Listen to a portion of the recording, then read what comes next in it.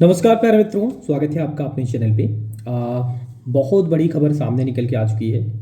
Railway technician grade 3 परीक्षा के result के बारे में आप सभी से हम लोग इसी के बारे में चर्चा करेंगे कि टेक्नीशियन ग्रेड 3 परीक्षा का परिणाम कब आने जा रहा है और परिणाम को आप लोग कब चेक कर पाएंगे।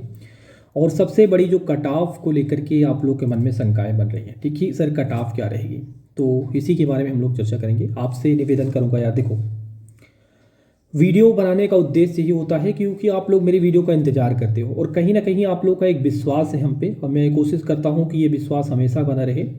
आपने देखा कि जो रेलवे टेक्नीशियन 1 की कट ऑफ आई है और जो मैंने कट ऑफ बताया था, केवल 3 नंबर का फर्क दिखा है। ठीक है, कहने का मतलब ये है कि 3 नंबर यहाँ पर कम होकर के आई है। मैंने 3 नंबर ज़्यादा बता दिया था कट ऑफ, और 3 नंबर यहाँ पर कम हुई है हर जोन से।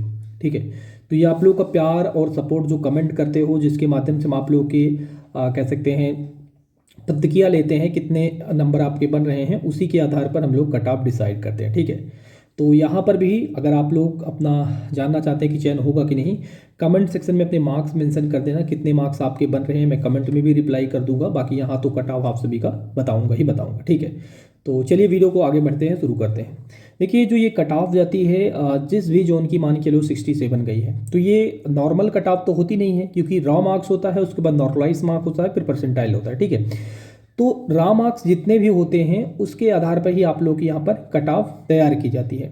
तो रॉ मार्क्स मान के चलिए आपके 64 बन रहे हैं। ठीक है, और उसमें से आपने आपके जो शिफ्ट में, उसमें से आपके 5 क्वेश्चन गलत हैं। ठीक है, आयोग ने, मान चलो बोर्ड ने गलत पूछ लिया, तो 5 नंबर अगर एक से अधिक आंसर एक क्वेश्चन के सही हैं, और तो वहाँ पर 5 नंबर आपको वो बेनिफिट देखने को मिल गया।